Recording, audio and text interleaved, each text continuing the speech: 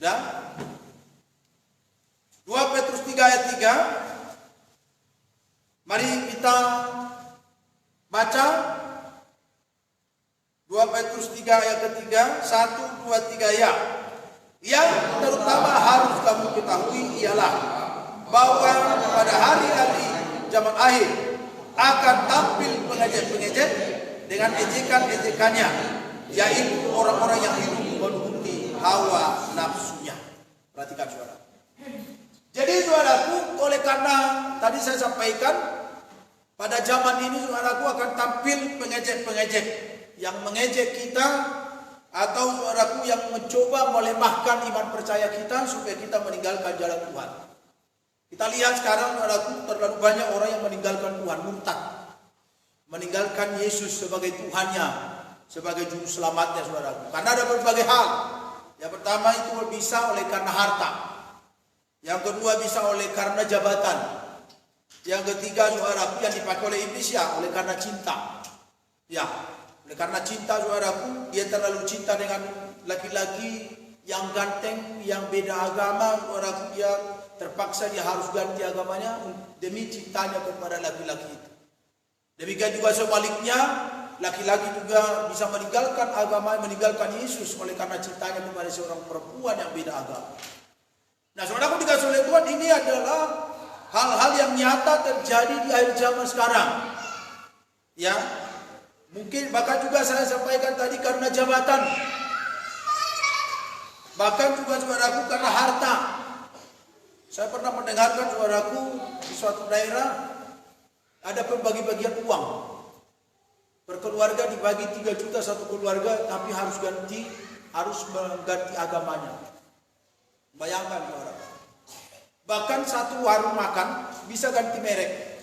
Yang dulunya jual sasang, akhirnya tidak jual sasang lagi, tapi pemiliknya tetap sama. Karena uang. Perhatikan saudara. Ya, ini karena uang juga bisa orang murtad meninggalkan jalan Tuhannya.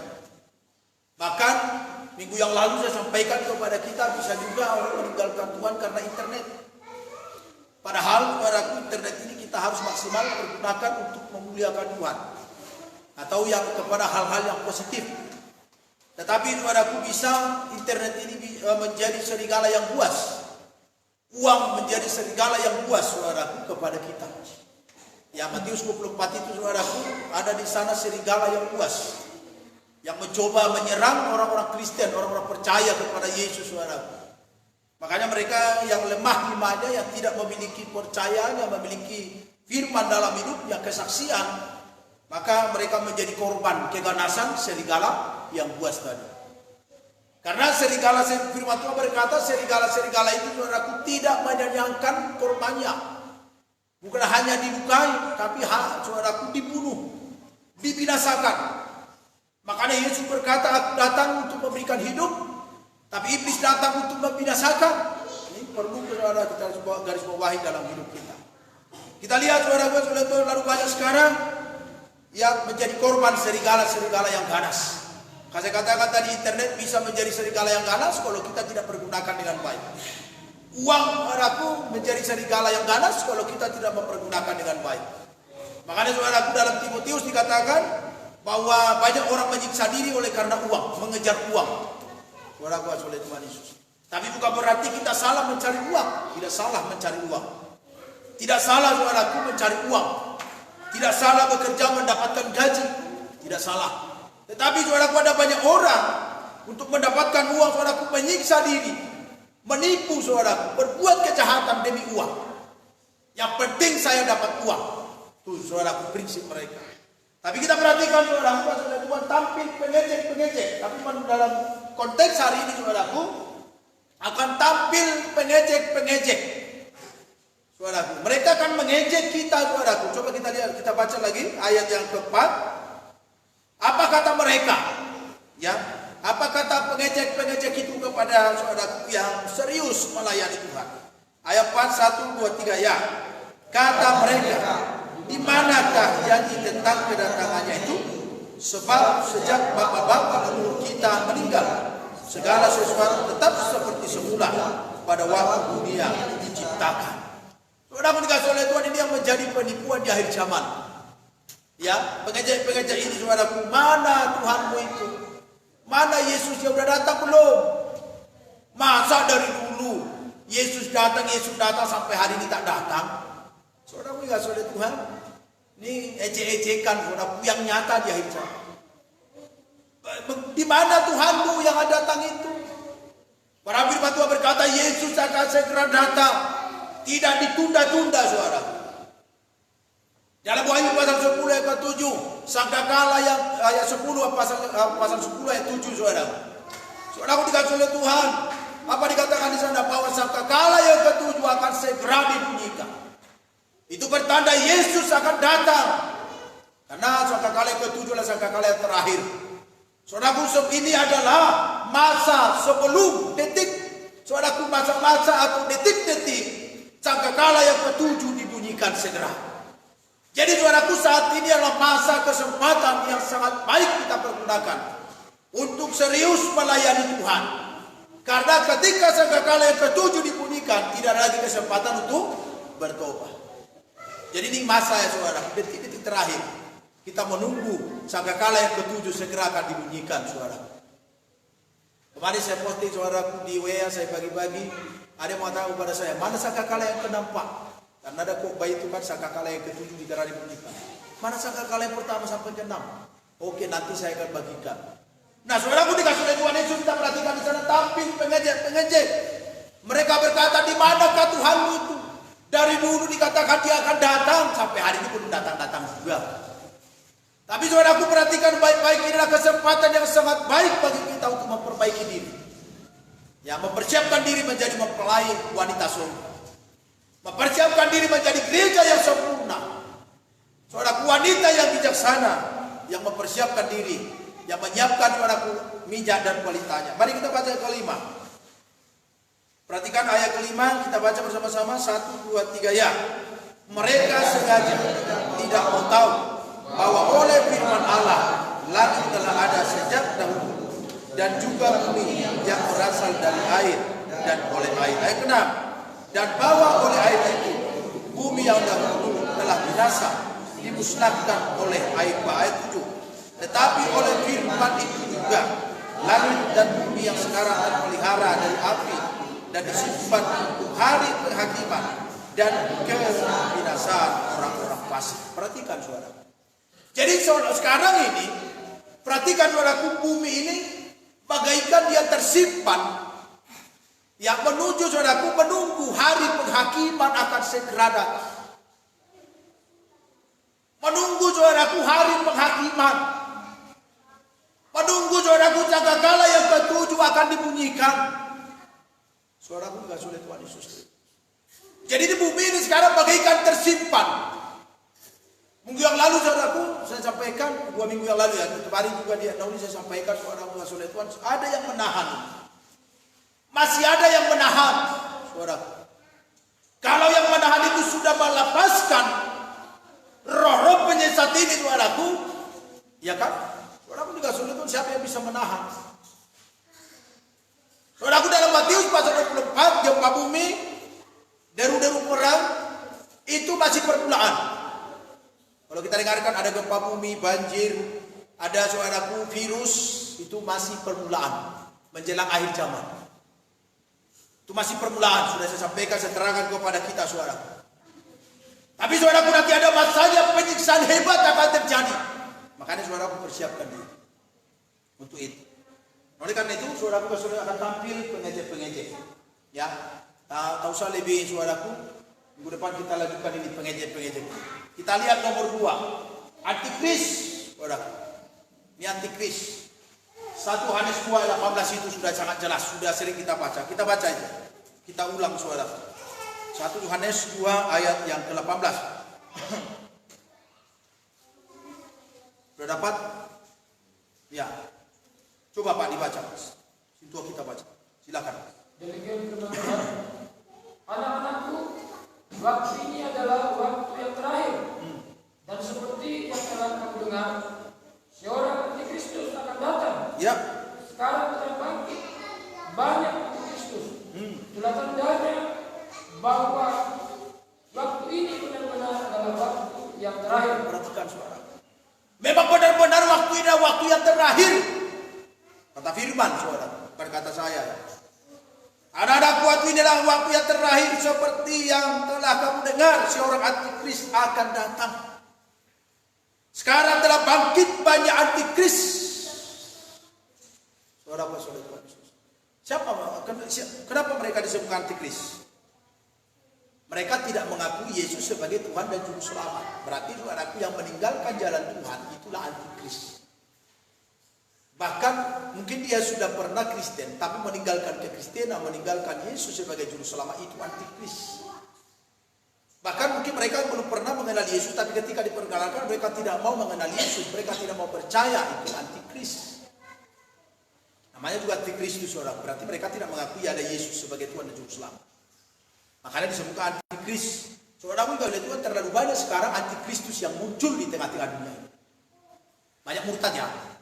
Saudara, apalagi nanti saudaraku akhir-akhir sebelum sangkakala yang ke-7 saudaraku, karena penyesatan akan semakin hebat, siksaan akan semakin hebat, akan semakin banyak orang murtad meninggalkan jalan Tuhan. Nah, saudaraku dikasih oleh Tuhan, kita perhatikan di sana, teruskan ayat 19. Dari mana mereka berasal? Memang mereka berasal dari antara kita, tetapi mereka tidak sungguh-sungguh termasuk pada kita. Terus, sebab jika mereka sungguh-sungguh termasuk pada kita, ya, niscaya mereka tetap bersama-sama dengan kita. Tetapi hal itu terjadi supaya menjadi nyata bahwa tidak semua mereka sungguh-sungguh termasuk pada kita. Oh, itu dia suara kuasa Tuhan. Jadi jangan lagi ada merasa orang asing ya. Ada yang merasa orang asing di sini. Saudaraku, padahal kita ini kan ada kebersamaan. Jadi artinya saudaraku, kalau mereka merasa asing, coba Mazmur 1 ayat 5. Mazmur 1 ayat 5. Siapa mereka saudaraku? Karena orang-orang antikris ini saudaraku tidak mau bergabung dengan orang-orang benar. Coba Mazmur 1 ayat 5. Demikian firman Tuhan. Sebab itu orang fasik tidak akan tahan dalam penghakiman. Begitu pula orang berdosa dalam perkumpulan orang benar. Bayangkan saudaraku, jemaat tapi merasa orang asing. Coba dulu jemaat di sini tapi merasa orang asing. Karena pas lagi kita ini kan warga kerajaan surga, ya kan? Kita ini satu di dalam Tuhan. Jadi kalau ada orang yang tidak mau bungkuk saudaraku dengan kumpulan orang-orang benar, siapa itu saudara? Itulah mereka. Tanda-tandanya saudara. Masa tidak mau bergabung dengan orang-orang benar? Saudaraku, kalau Mazmur saudaraku, Daud mengatakan itu dalam Mazmur 119 ya, aku tidak mau dulu dengan pencemooh. Ya kan? Daud mengatakan itu saudara. Tapi coba kita lihat sekarang, ada banyak orang Kristen lebih suka dulu dengan pencemooh. Akhirnya dia menjadi pencemooh. Lebih suka dia dulu dengan penjahat daripada teman-teman di satu pelayanan dan satu gerejanya saudara. Kenapa? Karena di sana bebas. Bebas apa saja saudara. Kalau di dalam pelayanan kan ada aturan. Kan begitu saudara. Ya terjadi sekarang. Ya kan. Akhirnya seolah-olah orang asing. Padahal kebenarannya kita ini adalah warga kerajaan surga di tempat ini. Ya kan. Nah saudaraku dikasih oleh Tuhan, kita perhatikan di sana. Dari mana antikris itu? Dari antara kamu. Dan ada dan sudah ada itu. Ya kan. Saudaraku dikasih oleh Tuhan Yesus. Tapi saya yakin tidak ada lagi di antara kita itu. Ya, jangan dari antara kita ini bangkit antikris saudara. Makanya saudara kita belajar firman supaya kita tidak menyangkal Yesus nanti ketika penyiksaan itu semakin hebat saudara. Sedangkan pada masih awal-awal, baru permulaan sudah banyak orang murtad. Masih virus COVID-19 banyak orang meninggalkan Tuhan. Ya kan? Coba ibadahnya, aturan ibadah lancar, akhirnya katanya ibadah di rumah. Itu pun kalau ibadah 1-2 kali bolehlah diikuti. Bisa saya saksikan suaraku di sini. Kadang suaraku kalau kita di sini langsung begini, dia lihat sebentar tutup. Karena tidak suka. Coba suaraku sudah. Karena dia tidak suka itu. Ini ya, dilihat, diintip. Kan kelihatan di situ yang nonton kan. Suaraku sudah. Dilihat sebentar. Tidak suka lagi tutup. Keluar dari secara langsung.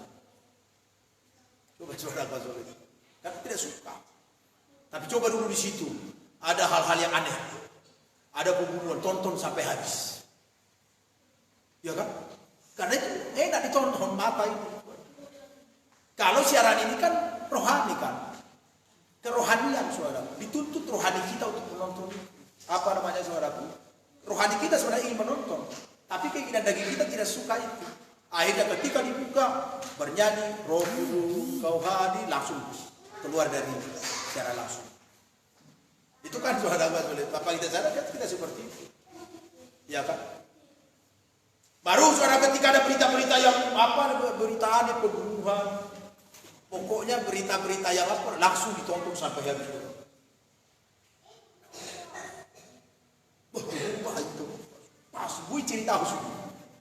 Ale mo sabi tira kani sudah imot media ini suara. Keinginan mata. Cara setan suaraku Daniel pasal 7 itu menggodai manusia supaya jauh dari Tuhan, mata, hati. Ya kan? Keinginan hati dan keinginan mata. Karena memang kita ini lebih terpikat dengan mata jasmani kita daripada rohani. Nah, saudaraku dikasih oleh Tuhan, kita lihat di sana, kita lanjutkan. Jangan disesatkan ya. Ya, ini harus kita lakukan dulu. Ini harus kita ketahui. Coba kita baca bersama-sama. Ke depan boleh. Kita baca bersama-sama 1, 2, 3 ya. Janganlah disesatkan oleh ajaran asing.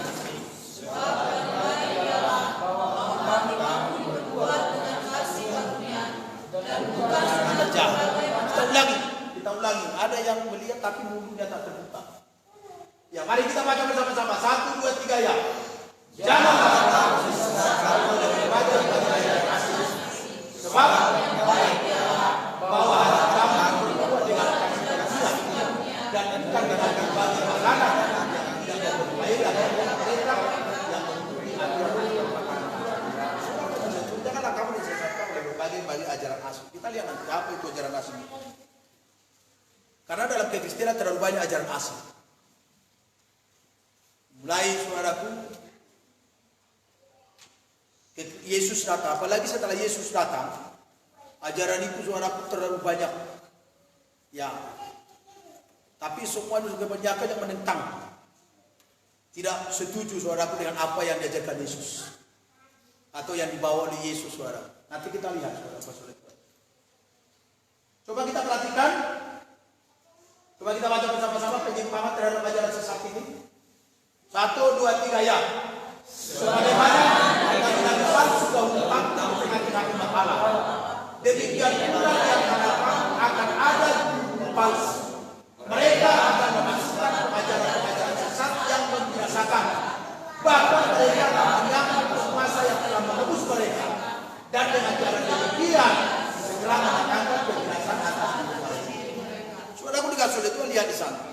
Sebagaimana nabi-nabi palsu dahulu tampil di tengah-tengah umat Allah, demikian pula di antara kamu ada guru palsu. Kenapa disebutkan guru palsu, saudaraku? Ya kan? Kenapa disebutkan guru palsu? Karena dia mengajarkan tidak sesuai dengan kebenaran firman Tuhan. Ya kan? Tetapi saudaraku, ada banyak orang suka dengan pengajaran itu.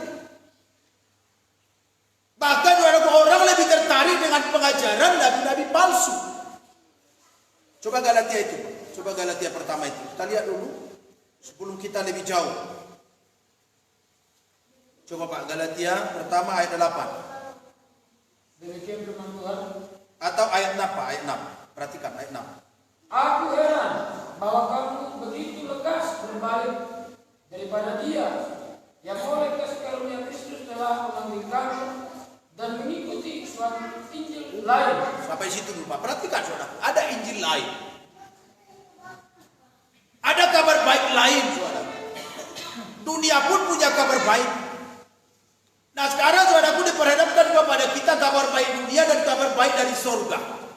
Kira-kira mana yang kita ikuti saudara? Ya kan? Coba kita nanti tahu ini ajaran sesat ini loh. Ajaran nabi-nabi palsu ini. Bahkan firman Tuhan saudaraku yang diajarkan oleh nenek moyangmu sampai kepada kita sekarang ini.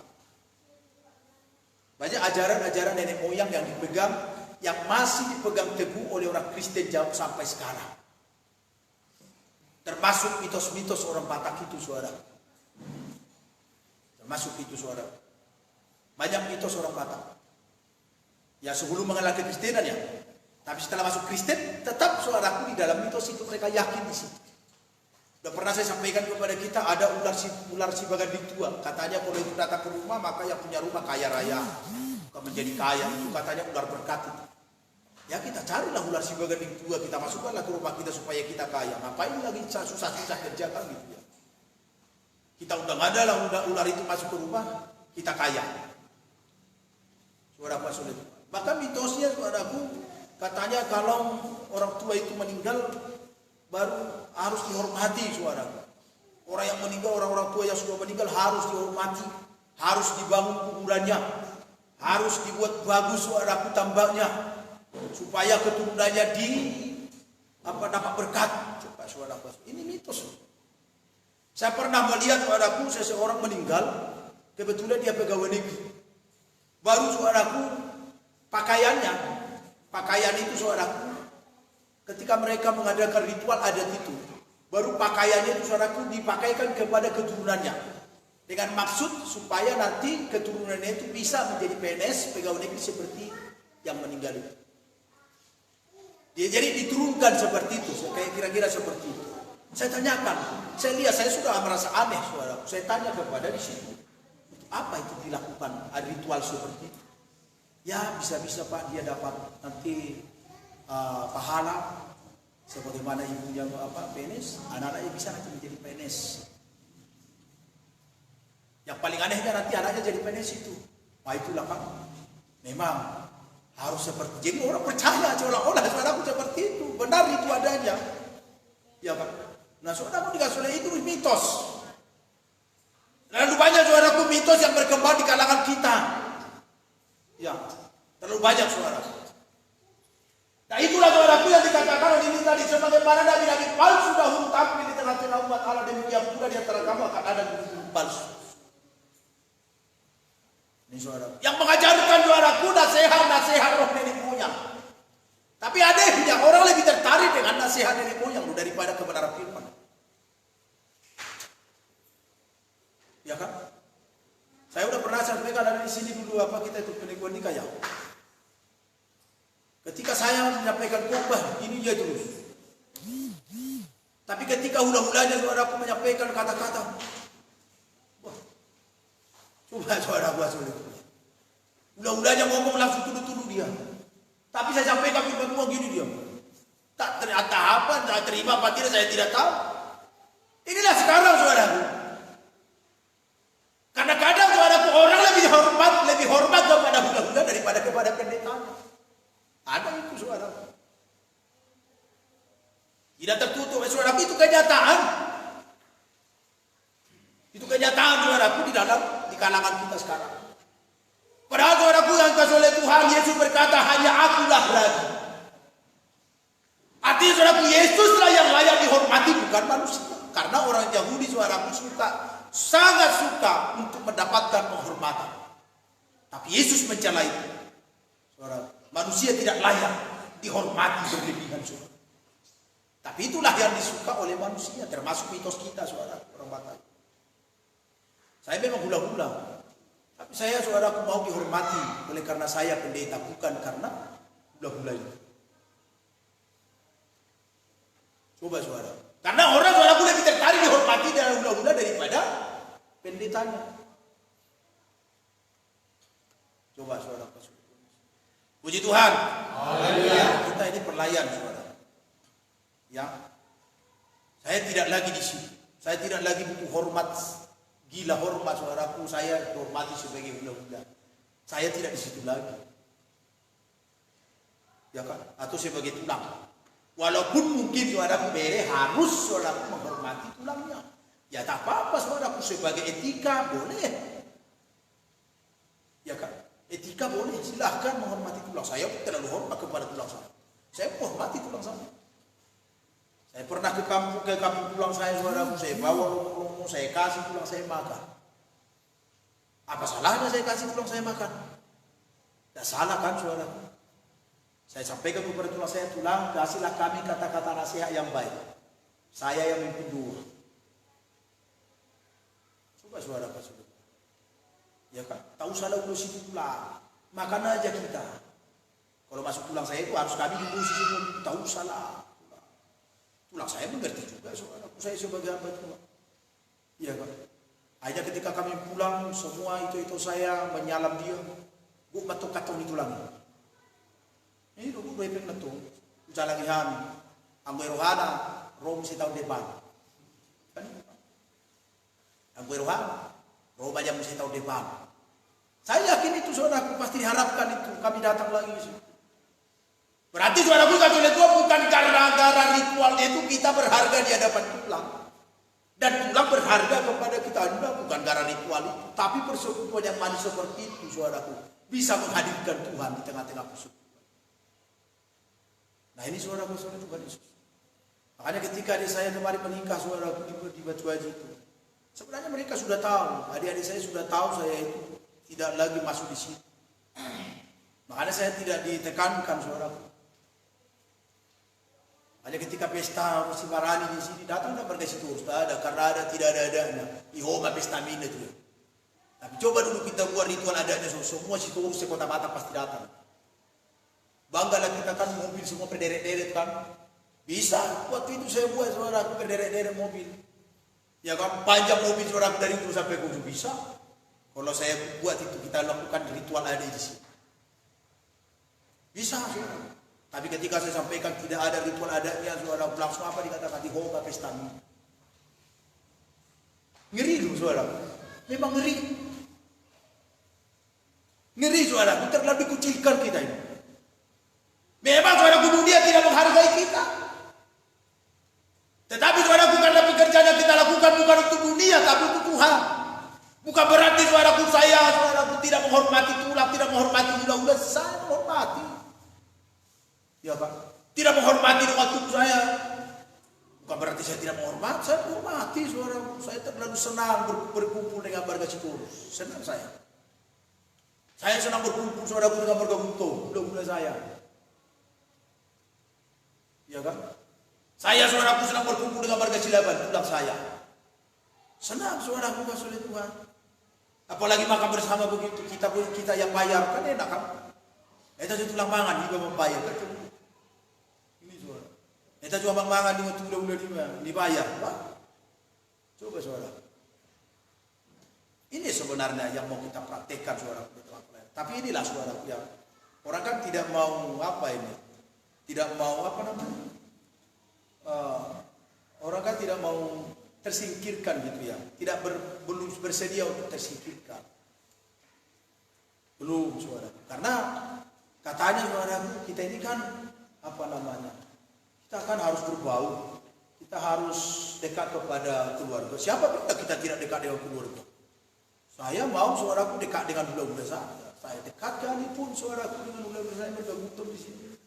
Laisike itu saya terlalu dekat, ya kan? Sama tulang saya pun saudaraku di Pangaribuan terlalu dekat, saudaraku akrab. Saya akrab saudaraku oleh Tuhan dengan tulang saya. Ulah-ulah saya akrab. Tapi saudaraku saya akrab bukan gara-gara ritual itu, bukan gara-gara ada saya saudaraku akrab dengan keluarga saya, dengan tulang saya, dengan mereka sudah tahu saya saudaraku. Oleh karena itu apabila dikasih oleh Tuhan kita harus bersedia di sana. Ya memang saudaraku, tak ada yang datang ke pesta kita, tak ada kalau kita tidak lakukan ritual itu. Ayalana ikon tiro tadoki sa sumunda sa ngapa. Uti tado. Luara po. Pakai urusi jalipo ni sobuti baru bisa sumunda sa ngapa. Muluang saudaraku saya bukan di situ lagi. Karena saudaraku yang kasih oleh Tuhan bukan ini. Urusi itu saudaraku ketika kita pakai baru kita menghormati orang lain. Bukan. Mari kita berbuat baik. Ketika pendeta Sitorus meninggal mendiang saudaraku di Bengkok, mereka mengatakan di Homa Pesta Mini. Baru saya katakan begini, ekonarum baru ada asal juga itu memiring nama itu. Roho memiring nama itu. Baik datang baik mengurang arum bangunang. Baik kata hadana di Tuhan di keluarga. Ikunere luar sarah itu pesta. Tuhan mati. Coba. Baru seperti itu.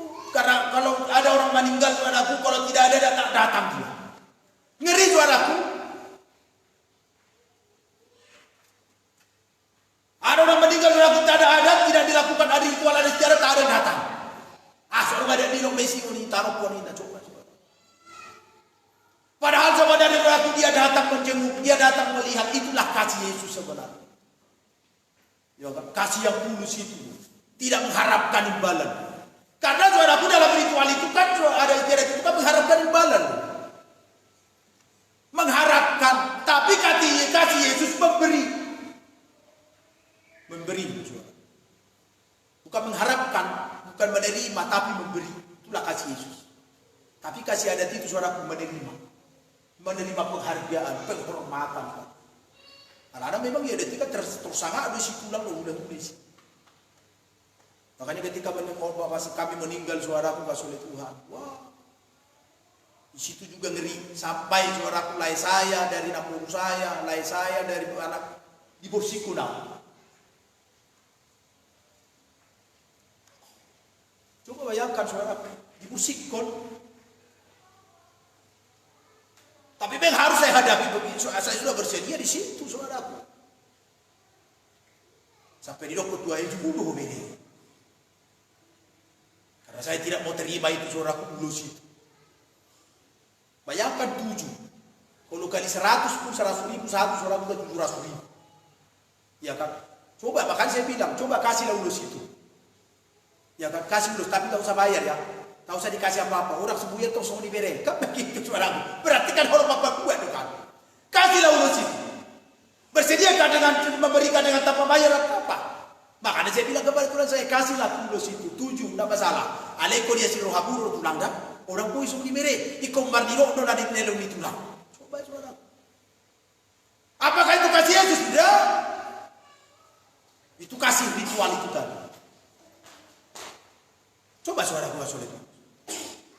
Ini yang mau kita praktekkan, kasih yang mana kita praktekkan, saudara? Kasih yang memberi atau kasih yang menerima?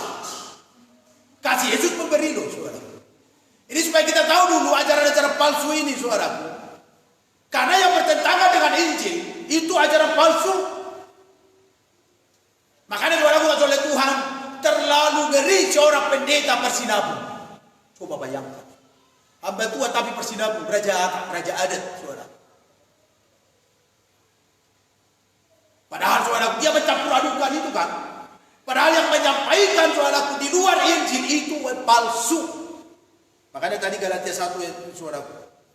Begitu gampangnya kamu beralih dari Injil kepada Injil yang lain. Yang sebenarnya bukan Injil.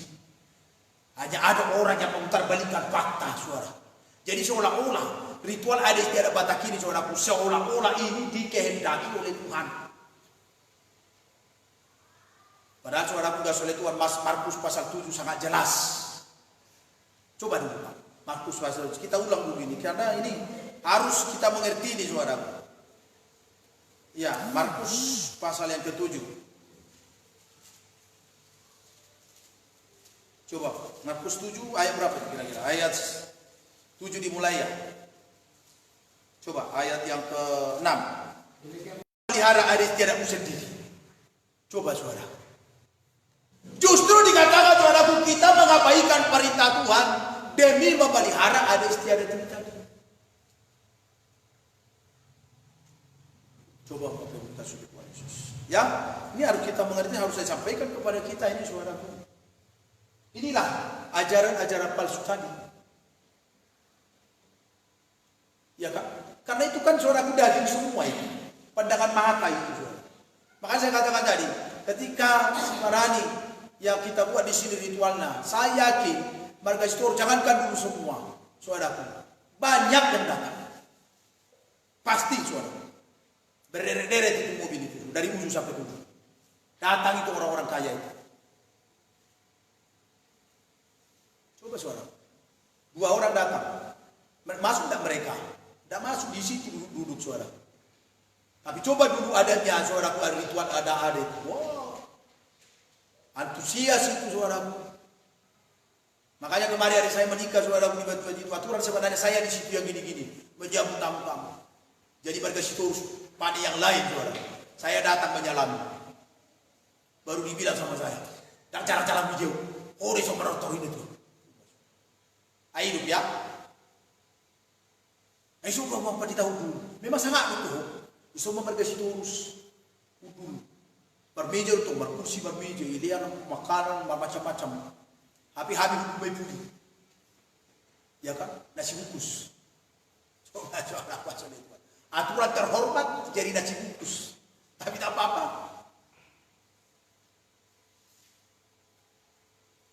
Coba saudara. Kan tapi kan kalau saya mencari hormat bisa saja saya duduk di situ. Dulu terhormat di situ. Oh memang saya kok suhud. Saya abang tua penghuni. Jangan bulu waktu sih kunau sih menguasai. Aus bisa. Baru dapat happy mau. Sudah dapat happy sudah. Tapi saudara kita bukan di situ lagi. Kita tidak di situ lagi saudara. Ya. Biarkanlah saudaraku hidup kita ini apa adanya saja. Ya, yang penting makan, minum. Ya, bisa hidup melayani Tuhan, puji Tuhan lah. Puji Tuhan. Haleluya. Nanti kan apa? Nanti kan? Ini saudara. Ya, kundirin nama Tuhan. Alana orang sehat. Hampir buruk, asal melu. Untuk hatopan saya itu. Seorang ningok saya itu. Iya. Coba saudara aku ajaran sesat. Kita lihat dulu saudara. Ini ajaran sesat pada zaman Yesus ya. Ini juga sebenarnya yang berkembang sampai zaman sekarang. Kita lihat di situ sekte orang Jawa Saduki. Coba lihat Kisah Para Rasul 5:17. Coba perhatikan. Ya, banyak sebenarnya. Ada juga Saduki, ada Epikuros. Ya, Kisah Para Rasul. Kita lihat sampai beberapa nanti ya. Kisah Para Rasul 5 ayat yang ke-17. Mari coba Pak dibacakan untuk kita. Kisah Para Rasul 5 ayat 17. Akhirnya mulailah membesar dan pengikut-pengikutnya, yaitu orang-orang dari masa Saduki, bertindak sebab mereka sangat iri hati. Terus sampai di situ aja dulu Pak. Perhatikan saudara. Kasih oleh Tuhan Yesus Kristus. Bertindak sebab mereka iri hati. Coba kalau ini dari Tuhan, ada tak iri hati? Ini bukan sekte inilah sekte yang menentang ajaran Yesus, saudaraku. Coba kita lihat, ini kelompok apa nih? Kelompok yang menolak hal-hal yang bersifat supranatural. Seperti ajaran kebangkitan hidup kekal adanya malaikat. Mereka, saudaraku, menolak yang namanya supranatural. Itu kebangkitan. Saduki tidak mempercayai ada kebangkitan Yesus. Jangankan kebangkitan Yesus, kebangkitan orang mati pun mereka tidak yakin. Baru saudaraku, mereka tidak yakin ada hidup yang kekal. Saduki tidak mempercayai ada surga. Tidak saudara. Baru saudaraku, mereka tidak percaya ada malaikat. Mereka berkata manusia itulah malaikat kalau dia berbuat baik. Kamulah malaikatmu. Coba saudara. Ada banyak sebenarnya ajaran-ajaran di Alkitab. Kita lihat saudara. Banyak kedua sekte Farisi. Ini saudara coba untuk Kisah Para Rasul 15 ayat yang kelima itu. Ya, ini yang menentang semua ajaran-ajaran Kristus loh. Ya, ayat 5 coba. Tetapi beberapa orang dari golongan Farisi yang telah menjadi percaya datang dan berkata, orang-orang bukan Yahudi harus disunat dan diwajibkan untuk menuruti hukum Musa. Perhatikan suara mereka percaya kepada hal-hal yang supranatural. Nah, orang ini, orang Farisi mereka yakin dengan kebangkitan. Mereka yakin ada kebangkitan, ada hidup kekal, ada malaikat. Ini kalau orang Farisi. Tetapi sangat memegang tradisi nenek moyang. Mengerti dan memelihara kitab Taurat secara kaku, kelompok ini sering bertentangan dengan Tuhan serta memusuhinya. Coba saudara. Tadi Saduki iri hati. Orang Farisi memusuhi Yesus. Kalau itu kasih yang murni, kasih dari surga, tidak ada permusuhan. Kan menentangkan saudara. Perhatikan saudara tugas oleh Tuhan Yesus itu. Mereka memegang tradisi nenek moyang. Kita bandingkan dengan orang kita sekarang. Kita banyak orang Batak menjadi Kristen, percaya Yesus tapi masih berpegang kepada tradisi nenek moyang. Coba saudara. Makanya saudara pun oleh Tuhan, saya yakin mereka yang masih berpegang kepada tradisi semua yang itu adalah orang Farisi. Karena tidak sepenuhnya mereka mempercayai Yesus, saudara. Mereka mempercayai kebangkitan, tapi mereka tidak menerima ketuhanan Yesus. Aneh kan? Ini yang berkembang, saudara sekarang. Itu aneh, serta memusuhinya. Kalau itu kasih dari surga, tak ada pemusuhan. Saduki tadi iri hati. Coba, saudara. Kalau di dalam Tuhan tidak ada iri hati, tidak ada pemusuhan. Tapi ini berkembang di mereka ini, saudara. Ini, saudara. Orang Farisi sangat kental dalam aturan hukum Taurat. Jangan membunuh, tapi mereka sendiri yang membunuh. Ya kan? Hukum Taurat jangan membunuh, tapi mereka sendiri yang melanggar keabsahan, saudara, kesahihan hukum itu. Makanya kaku, saudara. Itu bukan di situ kaku. Mereka memelihara kitab Taurat secara kaku. Tahu artinya, saudara? Itu tadi. Mereka berkata, menghafalkan jangan membunuh, tapi mereka sendiri yang membunuh. Jangan bermusuh membenci, tapi mereka sendiri yang membenci. Ya kan? Hormatilah hari Sabat. Memang di situ mereka, saudaraku, sangat intens itu, sangat bagus itu menghormati hari Sabat. Tapi apa yang terjadi, saudaraku? Ketika Yesus bekerja pada hari Sabat, mereka tak suka. Ketika Yesus menyembuhkan orang sakit pada hari Sabat, orang Farisi menentang. Coba saudaraku, sulit Yesus. Baru saudara bukan oleh Tuhan, wanita yang kedapatan berzina harus dilempari dengan batu sampai mati. Itu Taurat. Datanglah Yesus, berikan apa namanya? Siapa di antara kamu yang tidak berdosa, itulah dulu yang melempari wanita ini. Ada yang tak berdosa. Semua orang berdosa, saudaraku. Mereka menentang Yesus di sini. Kan? Nah, oleh karena itu saudara bukan oleh Tuhan, kita lihat bahkan mereka bukan Kristen pun menyebutkan Kristen itu sekte. Bahkan mereka mengatakan ini ajaran Yesus ini sekte. Padahal sebenarnya bukan sekte. Mereka yang mengatakan, ya orang Farisi berkata ajaran Yesus itu sekte itu.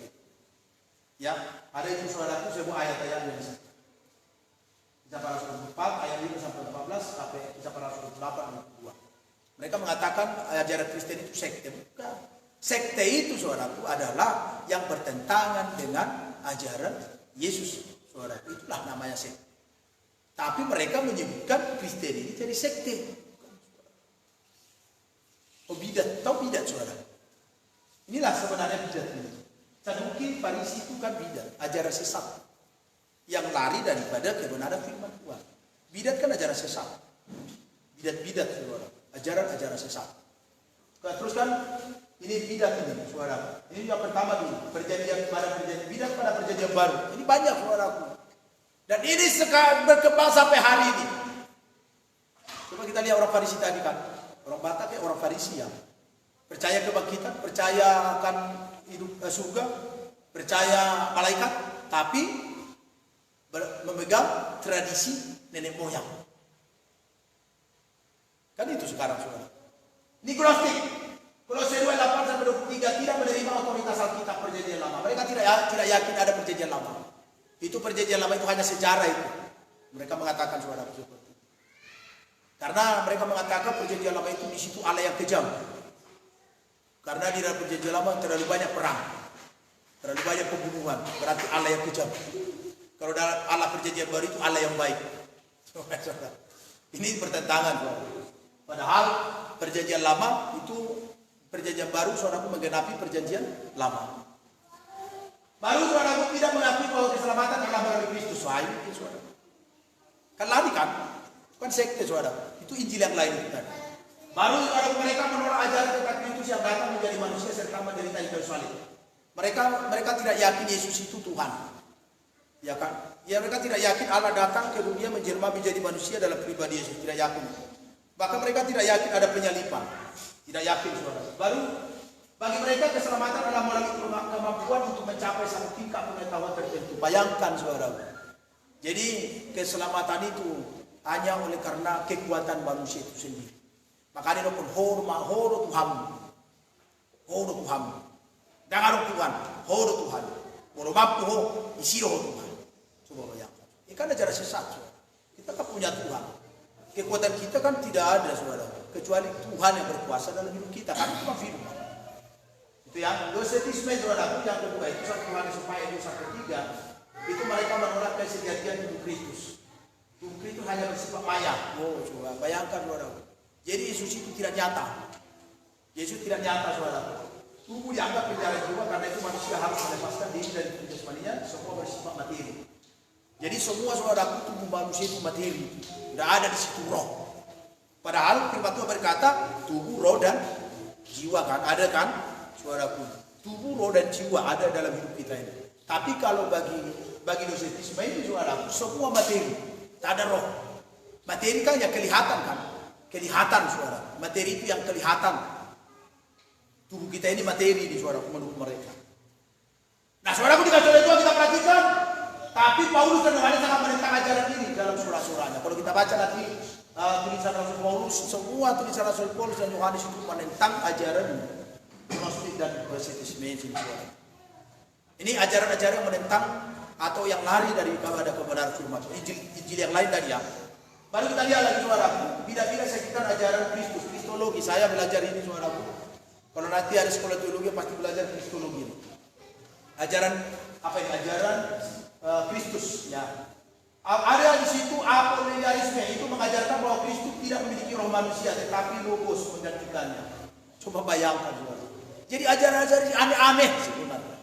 Tapi kenapa harus saya sampaikan kepada kita supaya kita nanti jangan ketika ada menyampaikan orang lain kepada kita seperti jangan jatuh karena ini sudah kita tahu saudara. Mengajarkan bahwa Kristus tidak memiliki roh manusia tetapi logos menggantikannya. Ini suara masuk. Nanti kita lihat logos.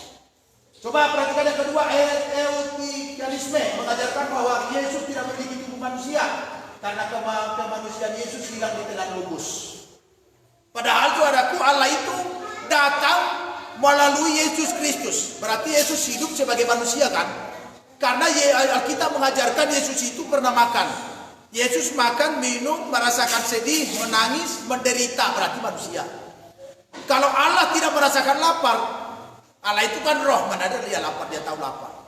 Jadi Allah memang datang menjadi manusia. Tapi saudaraku kalau ajaran Eutychianisme ini mengajarkan bahwa Yesus tidak memiliki tubuh manusia.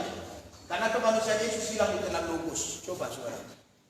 Ini ajaran Injil yang lain. Baru yang kedua, monoteisme. Saudara mengajarkan bahwa Kristus tidak memiliki kemauan insani, tetapi hanya kemauan Allah. Perhatikan, padahal Yesus makan kan, itu kan kemauan insani, itu kan kemauan daging, kan? Kalau makan kemauan daging, tapi ajaran ini mengatakan Yesus tidak memiliki kemauan insani. Berarti mereka mengatakan Yesus itu memang murni roh. Yesus tidak pernah menjadi manusia. Bagaimana manusia mengenal Allah kalau Yesus tidak pernah menjadi manusia?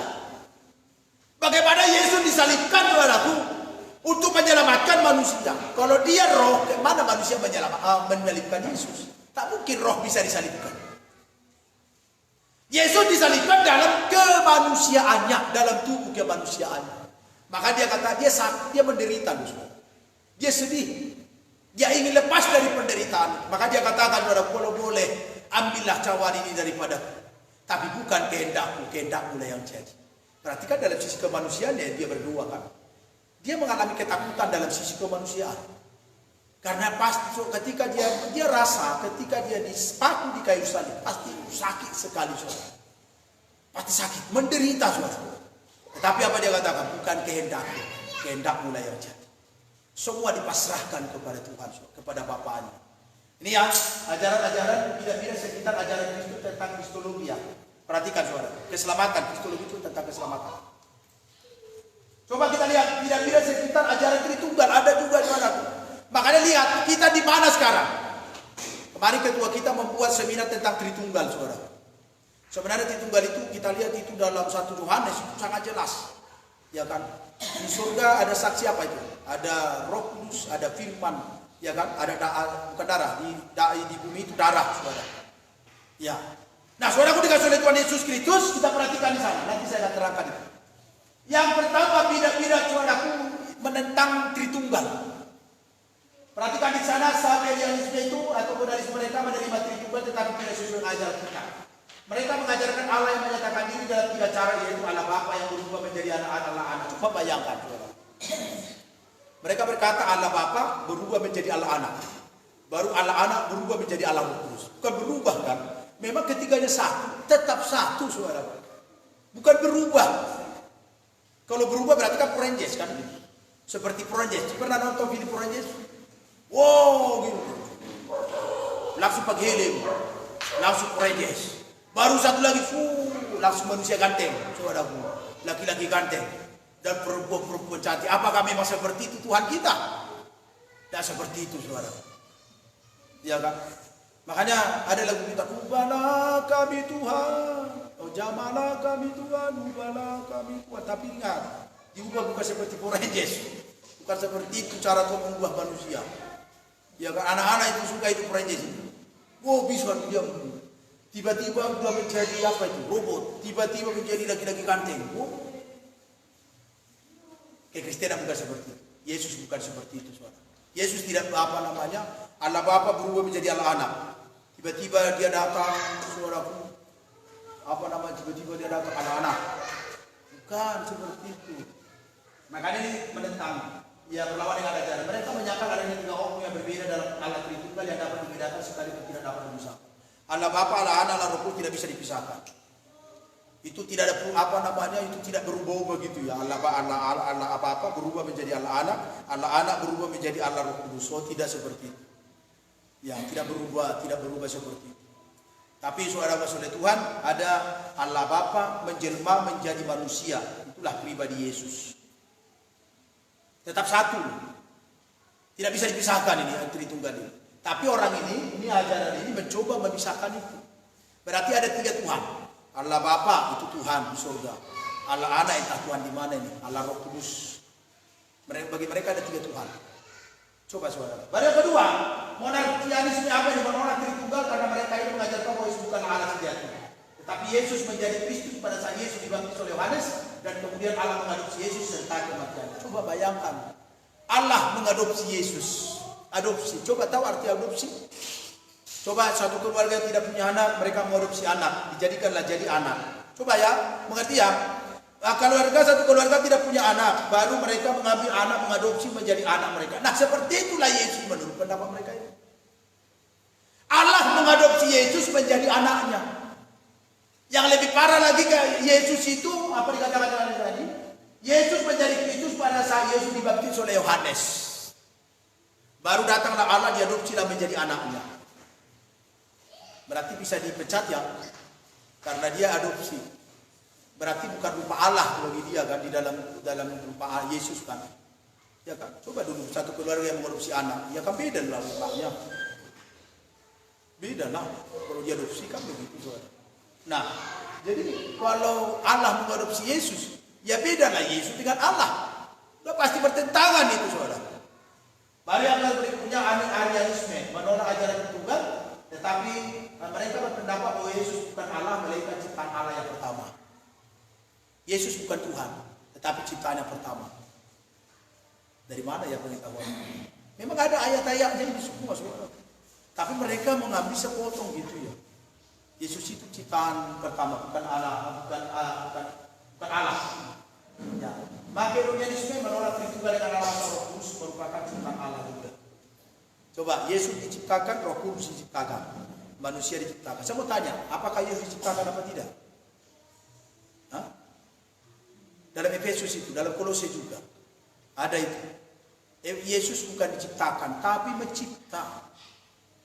Ya kan? Yesus itu kan mencipta bersama dengan Allah. Roh Allah melayang-layang di atas permukaan bumi. Siapa itu? Yesus. Makanya Yesus berkata, sebelum Musa ada, aku sudah ada. Ya kan? Nah ini saudara, supaya kita mengerti. Ini sebenarnya mau ngambil S3. Dulu S3 kita. Nanti saya kasih apa ijazah S3. Oke ya, ini bidat-bidat sekitar ajaran Tritunggal. Ini bidat juga sekitar kanon. Tahu kanon? Bukan kanonan Alkitab. Berarti ketika dulu penyusunan Alkitab dari Kejadian sampai Wahyu itu kanon kan, kanonisasi. Karena ada banyak kitab-kitab dulu di dunia ini. Ada banyak kitab-kitab ditemukan. Tetapi yang ada yang dikanonkan ya, menjadi firman Tuhan yang sahih, firman Tuhan yang murni hanya Kejadian sampai Wahyu.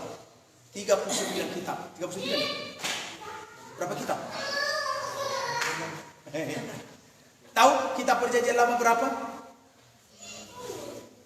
1 Si Rio baru tamat SMA. Baru tahu? Kita perjanjian lama berapa? Ivana? Perjanjian lama berapa? Kita perjanjian lama. Wah. Apa dia ke guru agamanya? Elis tahu? Tidak tahu. Siapa yang tahu? Saya kasih dia. Ini handphone, saya kasih langsung. Berapa kita perjanjian lama? Ada yang tahu? 39, Pak. Berapa? 39. 39. Saya kan udah bilang tadi kita 39. Perjanjian baru berapa? 27. 27. Iya. Berarti semua jumlah 67 ya? 66. Angka matematika? Ya, 66. Jadi semua kitab kanon itu 66 kitab kanonisasi. Tapi ada muncul ajaran menolak seluruh kita yang berbau Yahudi seperti Jilbab. Ini Marcion ini. Mereka menolak ayat Injil. Ya terutama ajaran Injil Matius. Mereka tolak itu. Kami ini ajaran-ajaran ini aneh-aneh sebenarnya. Oke ya. Baru ada lagi gnosis, mengetahui coba arti gnosis ya. Kita logos, kita lihat tadi ada logos, ada gnosis ya. Saya buat ini semua ini. Gnosis itu mengetahui bukan pengetahuan sains, tapi pengetahuan untuk hidup. Perhatikan. Gnosis itu bukan pengetahuan, contohnya saya bisa mengoperasikan handphone, itu kan sains. Itu kan sains atau menciptakan handphone atau saudaraku membuat handphone, nah, itu kan sains ya, pengetahuan umum, pengetahuan. Tapi saudaraku, gnosis di situ bukan pengetahuan seperti itu, tapi pengetahuan tentang hidup. Gnosis. Baru gnostik itu orangnya, mereka memiliki pengetahuan yang lebih tinggi bukan dari Alkitab, namun diperoleh melalui alam mistis lain yang lebih tinggi. Jadi mereka saudaraku memiliki pengetahuan bukan dari Alkitab, bukan firman, tapi dari dunia ini. Kalau gnostik itu ajaran gnostik. Pengetahuan. Ya makanya di jemaat Korintus sangat berkembang ini gnostik ini. Makanya kemarin minggu yang lalu saya sampaikan kepada kita Rasul Paulus harus 3 kali datang ke Korintus untuk meyakinkan iman mereka. Karena jemaat di Korintus itu terlalu tinggi pengetahuannya, gnostiknya saudara. Tapi bukan dari dunia. Pengetahuan kita harus dari Tuhan, dari Alkitab, saudara. Baru ada logos tadi ada ya. Penciptaan itu ajaran Kristus ya, kristologi ajaran Kristus. Ada soteriologi. Sering kita nyanyikan kenapa itu? Soteria hari ini. Apa lagi? Nah itu soteria ya. Itu dari soteria nih. Soteriologi ajaran tentang keselamatan, kasih dan anugerah Allah. Baru ada Yesus adalah firman Allah yang menjadi daging. Itu logos. Jadi itu yang kita percaya. Logos itu adalah Yesus yang menjadi Allah menjadi manusia dalam pribadi Yesus. Itulah logos. Puji Tuhan. Ya, sedikit lagi saudaraku. Ada gambar ya. Kita lihat. Ini perhatikan saudara oleh Tuhan bahwa percakapan Yesus dengan murid-murid di bumi itu dan juga kepada umat Tuhan yang setia hingga kesudahan zaman. Kedatangan Yesus tidak terduga. Ini maka umat Tuhan harus siap sedia. Yang perlu kita tahu di rumah Bapakku ada banyak tempat tinggal. Yesus pasti datang kembali. Ini sebenarnya saudaraku kelanjutan tadi dari tentang akhir zaman ya. Tapi kita tidak membahas ini dulu. Ada sedikit lagi saya sampaikan kepada kita ada yang akan terjadi. Apa yang kita lakukan? Ini yang terakhir saudaraku. Saya sampaikan malam ini. Sebagai hamba Tuhan, pelayan Tuhan, apa yang harus kita lakukan menghadapi ajaran-ajaran sesat tadi? Terlalu banyak yang dalam kekristenan di perjanjian baru sampai kepada kita sekarang terlalu banyak ajaran-ajaran palsu. Termasuk ritual itu tadi saudara. Sampai Yesus mengatakan, kamu mengesampingkan firman-Ku oleh karena kamu memelihara adat istiadatmu sendiri. Coba kita lihat apa yang dikatakan oleh Rasul Paulus dalam 2 Timotius 3 ayat 10 sampai 17. Coba kita baca bersama. Ini terakhir saya sampaikan. Ya, dalam sesi ini saudaraku, 2 Timotius pasal yang ke-3 ayat 7. Ya, kita lihat di sana saudaraku, apa pesan Rasul Paulus mengikuti. Coba ayat kita baca ayat 10, 1, 2, 3 ya.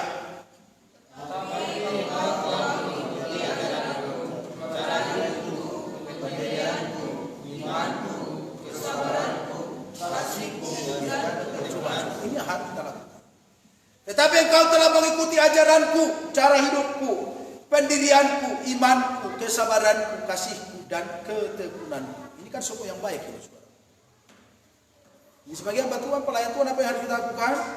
Mengikuti ajaran yang baik, cara hidup yang baik, yang sesuai dengan firman, pendirian di dalam Tuhan, iman, baru saudara iman yang kuat, kesabaran, sabar saudara, baru kasih, dan tekun di dalam Tuhan. Supaya kita bisa menghadapi ajaran sesat itu. Ajaran dan guru-guru palsu tadi saudara. Baru yang kedua, ikut menderita, Tuhan pasti melepaskan kita dari penderitaan. Harus ikut menderita saudara. Supaya kita bisa melawan ajaran-ajaran sesat, kita harus ikut menderita. Makanya saya katakan tadi, kalau kita tidak mengikuti ritual adat istiadat, kita tersingkirkan. Kita dikucilkan, saudara. Kita tidak berharga bagi orang lain. Kita pasti, saudara, tidak dihormati. Ya kan? Kita memang kurang dihormati. Coba sekarang, saudara, di kumpulan marga. Saya Sitoru sekarang, saudara. Saya ada di grup itu, saudara. Di grup marga Sitoru saya. Tapi saya tak pernah lagi ke sana. Nah, saudara enggak oleh Tuhan, mereka tidak seolah-olah tidak mempedulikan saya begitu ya. Tapi saya tidak merasa seperti itu. Biarkan saja, kalau mereka memang tidak mau lagi komunikasi dengan saya, silahkan, tidak masalah bagi saya. Ya kan? Tapi kalau saya lihat begini, saudara, orang masuk kumpulan warga supaya ada datang nanti ke rumahnya menjenguk dia. Apakah memang seperti itu tujuan kumpulan itu, saudara? Karena saya lihat begitu. Baru kumpulkanlah kas. Dikumpulkan kas supaya ada nanti kalau kita sakit datanglah ke kumpulan, baru kasihlah anggaran. Apakah memang seperti itu tujuan kumpulan itu yang sebenarnya? Ya kan? Apakah memang seperti itu tujuan kumpulan itu, saudara? Memang tidak salah, saya tidak mengatakan itu tidak salah mengumpulkan kas kumpulan. Tapi saya melihat, saudara, pada banyak orang masuk kumpulan supaya dapat nanti apa? Anggaran. Kalau saya sakit, saya ada acara, saya mungkin ada mengalami musibah, baru nanti kumpulan datang menjenguk saya, baru memberikan anggaran kepada saya. Saya lebih suka tekeles. Karena lebih banyak. Ya kan? Tekeles kan lebih banyak. Nah, saudara enggak sulit itu daripada kasih. Kas paling berapa? Ketika si Sion lahir, di situ saya terakhir saudara pulang butuh. Kenapa saudara? Sion lahir, ada dikasihlah anggaran waktu itu untuk yang dari kumpulan dikasihlah 50.000. Saya kira sudah dikasih 500.000, upaya 50. Baru datanglah ke marga yang anggota yang lain bersungut-sungut. Dia udah, situasi saya orang kumpulan ini, indah. Pura lihat kursi anggaran. Tapi huberi maya pura pilih 50.000. Ini kusap pato sebenarnya. Orang enggak seolah-olah kita ikut pulang untuk mendapatkan itu. So lihat itu masalah. Begitu kan? Ada memang lagi bayi udah dibuat lah kan. Berpegang kepada kebenaran yang kita terima. Pegang saudara. Firman Tuhan, Injil yang sudah kita dengarkan selama ini pegang kuat-kuat. Pegang erat-erat saudara. Jangan lagi mau digeser oleh Injil yang lain atau saudara ajaran-ajaran palsu. Pegang erat saudara. Pegang kuat firman itu. Teguh. Jangan lagi saudaraku mau digeser oleh pengajaran-pengajaran yang lain. Sekali kita terima firman, pegang terus saudara. Ya makanya saya terima terus. Saya semakin memegang firman Tuhan, semakin saya belajar, semakin saya dalami, semakin saya mengerti kebenaran firman Tuhan. Dan dunia ini semakin saya tinggalkan, keinginan dunia semakin saya tinggalkan. Kan begitu.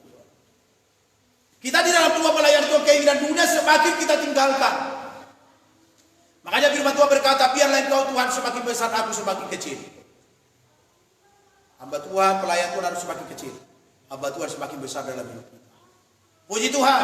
Haleluya. Iya. Yang keempat, ingatlah baru pertama kita mengenal kebenaran, kembali kepada kasih yang mula-mula. Harus saudaraku tetap mengingat kembali kepada kasih yang mula-mula. Kenapa selalu diingatkan kepada kasih yang mula-mula? Karena memang di dalam kasih yang mula-mula ini saudaraku semangat itu 100%. Itu loh, makanya ada kasih mula-mula. Semangat 100%. Ketika sudah berjalan iman kita, di tengah jalan banyak godaan. Mulai kendor saudara. Makanya kembali kepada kasih yang mula-mula. Kembali saudara kepada kasih yang mula-mula. Kalau kita mulai kendor, saudara, mulai ada godaan yang bisa menjatuhkan iman percaya kita. Kembali kepada kasih yang mula-mula. Itu pesan Rasul Paulus kepada Timotius. Baru percayalah kepada firman, percayalah kepada firman Tuhan sangat berguna. Mengajar, mengatakan kesalahan, memperbaiki kelakuan dan mendidik orang dalam kebenaran. Cobalah tadi ajaran Saduki, iri hati, mengajar dah itu. Masa iya tokoh-tokohnya ada iri hati? Kayak mana dia mau memperbaiki orang lain? Firman Tuhan tidak ada iri hati. Dalam firman Tuhan tidak ada kesombongan. Dalam firman Tuhan, dalam kebenaran firman Tuhan tidak ada kebencian di situ. Tapi lihat tadi ajaran Saduki, kebencian. Bayangkan iri hati, saudara. Apakah itu bisa memperbaiki? Tak bisa. Yang bisa memperbaiki adalah firman Tuhan. Yang terakhir, kita diperlengkapi untuk berbuat baik. Ayat 17 itu, saudara. Puji Tuhan. Haleluya. Udah cukup deh, kamu mah. Sudah mulai huren-huren deh.